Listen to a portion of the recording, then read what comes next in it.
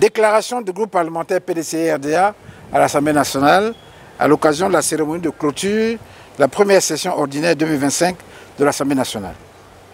À l'occasion de la clôture de la première session ordinaire de l'Assemblée nationale, ce lundi 30 juin 2025, le groupe parlementaire PDCI-RDA a boycotté la cérémonie pour marquer son indignation face au mépris et à l'indifférence du pouvoir d'ouvrir le dialogue politique avec les partis politiques et la société civile en vue de l'organisation d'un scrutin crédible, transparent et inclusif.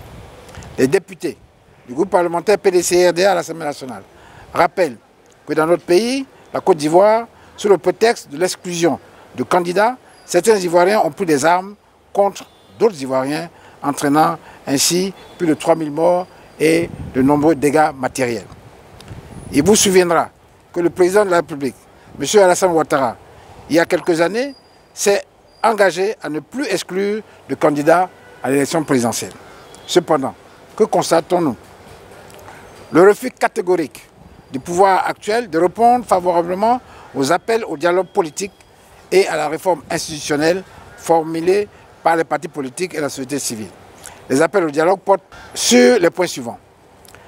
Une réforme urgente et inclusive de la CEI, impliquant tous les acteurs politiques, la société civile et les garants internationaux. Deuxièmement, la révision de la liste électorale conformément à l'article 6 du Code électoral pour l'année 2025. L'inscription sur la liste électorale des leaders politiques injustement radiés, dont le président du PDCI-RDA, M. Cheikh Tidiane Thiam, et le président du PPACI, M.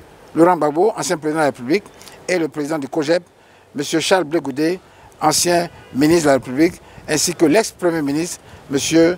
Soro Kibabori Guillaume. Quatrièmement, l'audit du fichier électoral. Cinquièmement, la mise en place d'un mécanisme indépendant d'observation électorale, garantissant ainsi une surveillance impartiale et crédible du processus électoral. Deuxième grand point, des manœuvres d'intimidation et un climat d'insécurité généralisé, matérialisé par des tentatives d'enlèvement. Des arrestations et emprisonnements d'acteurs politiques en raison de leur opinion, notamment le président des jeunes du PDCI, Innocent Yao, le jeune communicant Macron Ier, ainsi que le ministre Nguessan Joël, ancien ministre des droits de l'homme de la République de Côte d'Ivoire. Quatrième grand point, pour ne citer que ces quelques faits les plus récents où la commission électorale indépendante a outrepassé ses prérogatives, notamment l'existence illégale, avant d'être parrainée à l'inscription de tout candidat à la candidature sur une liste électorale, elle-même, jusque-là provisoire, agissant ainsi en lieu et place du Conseil constitutionnel habilité à connaître de ces questions.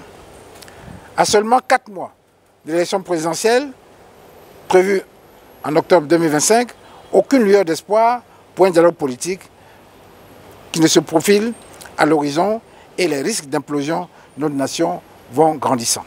En conséquence, le groupe parlementaire PDCI-RDA à l'Assemblée nationale interpelle ainsi la communauté nationale et internationale pour marquer sa désapprobation et les invite à accompagner la Côte d'Ivoire à une sortie de crise urgente pour un dialogue politique inclusif dans notre pays. Le groupe parlementaire PDCI-RDA invite le président de la République de Côte d'Ivoire à prendre les décisions urgentes qui s'imposent en la matière pour une paix durable dans notre pays. Fait à Abidjan, le 30 juin 2025, le groupe parlementaire PDCI-RDA à l'Assemblée nationale. Je vous remercie.